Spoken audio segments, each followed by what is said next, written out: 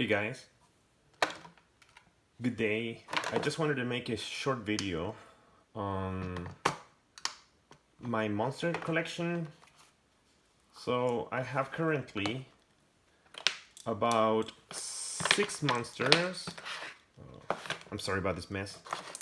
I own 6 monsters. Currently some of these I have not even touched. They are brand new, like for example the 309. I think this is the SRP 309,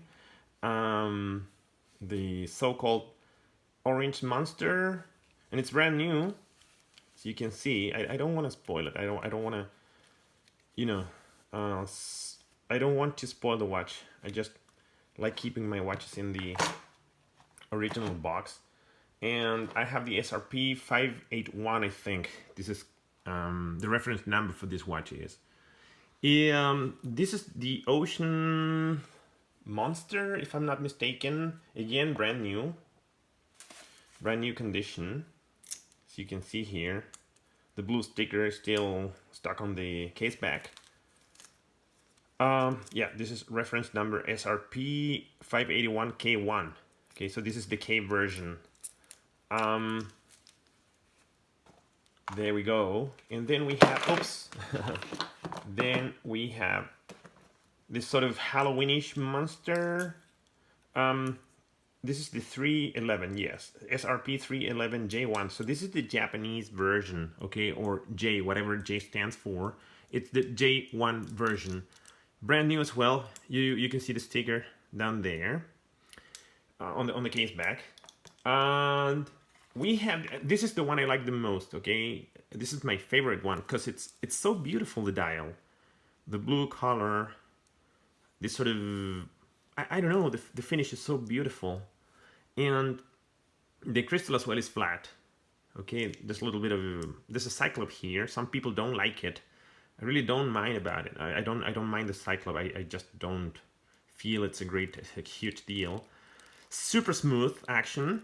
I'm not going to talk about dimensions, sizes, and strap options, etc., because this is a super popular model, okay, the Monster, and there's plenty of videos out there about strap choices, and even about how to put on a link there, okay, how to add or remove the links from the strap.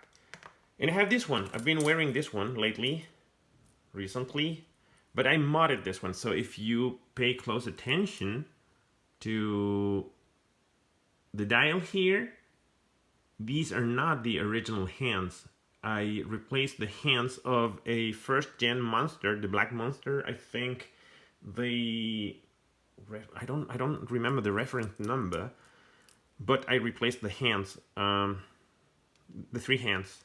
Second hands, the minute hands, and the hour hand, and I put it on. It's just, I've been wearing this one. Now, why am I making this video? It's because now I know why I don't like the Monster, okay, and why I don't, well, I like it, okay, but it's not my first choice, okay. So I still believe that the Aqualand, hold on a minute here, still think that the Aqualand titanium is king. This is my personal preference, okay? My very personal choice. For me, there's nothing like the Aqualand, especially the titanium, the Enzo Aqualand, okay? It's smooth, it's beautiful, it's light. And the problem with the Monster is the weight. It weighs in so much, and to the point that it's uncomfortable. I mean, not even the first gen Aqualand is that heavy. All right, this thing is huge. See, the dial is huge and it's heavy, so it's a little bit uncomfortable on the wrist. So I have my balance down here. Let's see if we can do something about the weight. And there we go. This one weighs in 167 grams, the Monster, okay? I don't know if you can see there. Well, it's not clear. 167 So it's a little bit uncomfortable for my taste on the wrist, okay? And that's a reason why most of these monsters I have not been wearing lately, okay? And indeed, these ones are brand new, never taken out of the box. Even though this one, let's weigh this one in. This one comes in on a strap. It's only 109 grams, 109 grams. So it's a little more comfortable. But honestly, the ones coming with the, for example, I think this is nicknamed Stop the, what is it called? The Save the Ocean Monster, which is beautiful. I just told you, but it's a little bit heavy. This is 186. So imagine this thing, almost 200 grams, hanging in there from your on your wrist all day long. This is a little bit uncomfortable.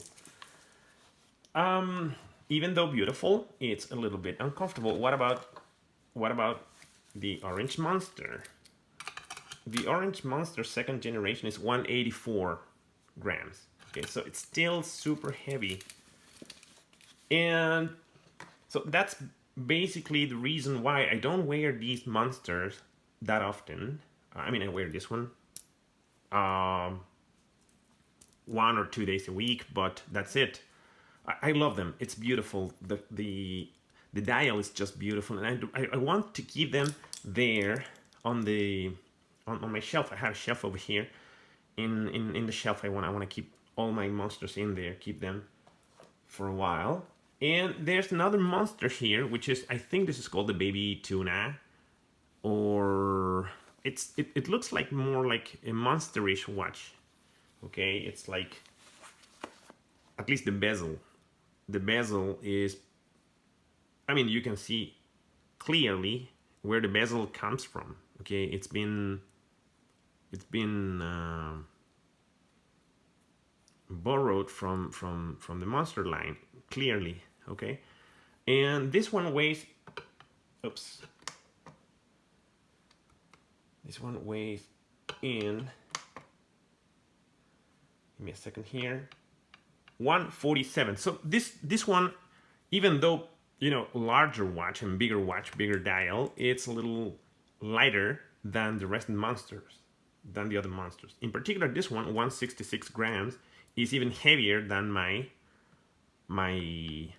tuna monster, 148 grams. Okay, I don't wear this one because it's a little bit too big indeed, but I love it.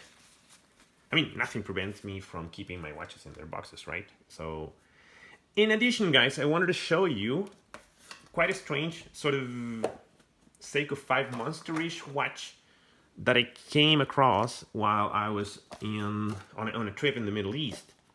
I'm back home now, here in Canada, but while on a trip in the Middle East, I stumbled upon this little gentleman right here. Let me tell you right away, the reference number for this watch is the SNZ J21J1. So again, it's a Japanese model, or J1 model, whatever J stands for. And it's kind of like a strange mixture of a Seiko 5 and a Monster. The action is pretty good. I think this one, yeah, the crown is a simple pull-in, pull-out crown. Okay, and there we go. It's not a screw-down crown by any means. It's only 100 meter water resistance watch. And the case back, let me open it up. The case back is a see-through case back, so you can see there. Okay, hold on, the movement is a simple 7S36B. All right, so this is non-hack, non-winding movement. It's non-hackable, non-winding movement, but it's nevertheless, I think it's like pretty much like super close to a first generation Monster. Okay, so if you look at the bezel here, the bezel design is pretty much like a Monsterish thing, sort of like a UFO. Well, I don't know. It's a weird design. I like it though. But again, it's been on the box for a long time. It's been in the box for a long time. and I'm not planning to wear it anytime soon either. This one is 178 grams, so it's pretty heavy. Pretty heavy.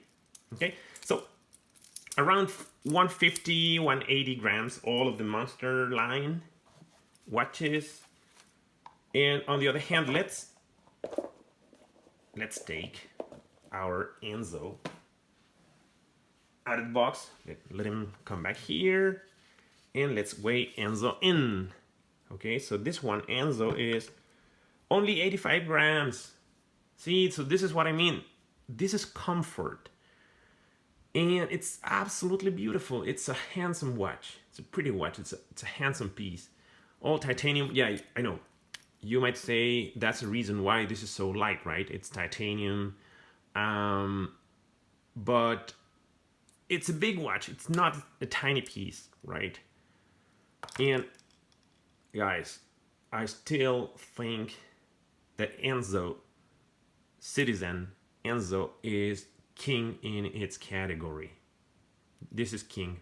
Well, for me, personal choice. Okay. Well, thank you guys. By the way, put this away for a minute. I just checked the channel, and well, I'm a humble YouTuber, if you will, and we are getting. This week I had like 3 more subscribers, and I don't find any piece of paper, so I apologize. So we are 24 in the channel. So thank you very much, guys. 24 subscribers so far. I really appreciate that. I'm happy because, you know, I don't depend on YouTube. I mean, I do this just as a hobby. I love watches. I have a huge collection of watches. I'm gonna talk in the next video about my Aqualand collection, and in particular, I've been doing some. I've been playing around a little bit with the Aqualand. This is the circuit plate of an Aqualand. Okay, it's super hard to get and expensive. So you would pay for this thing around $100, $150 for this little plate here. Okay, so what happens is that I repair these plates. So if you see here, there's a tiny piece of solder down there.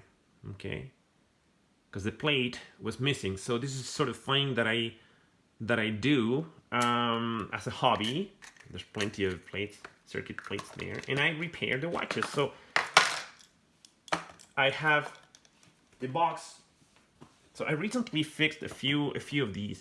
All right, I fixed this one, which is a C022, and sorry, 23, and a C022. So the silver line of the Aqualand I have already in the caliber C020, caliber C021, caliber C022, C023, and one C022 as well. Oh, this is the new one, okay? The new model. This is the one I wear on a daily basis as well. Plus the Enzo. And this one is, oops, brand new. I mean, there's nothing that comes from other watches. This is a brand new watch. Everything is original in here, okay? I even have the manual and the original oxygen tank. It's a pretty cool thing. And I have the so-called American version of the Aqualand as well. Okay, brand new, working, everything in perfect conditions. Okay, I'm gonna talk about this in the next video. Today, I just wanted to talk to you about the Monster, why I think and I believe it's beautiful, but at the same time, I think it's extremely uncomfortable on the wrist.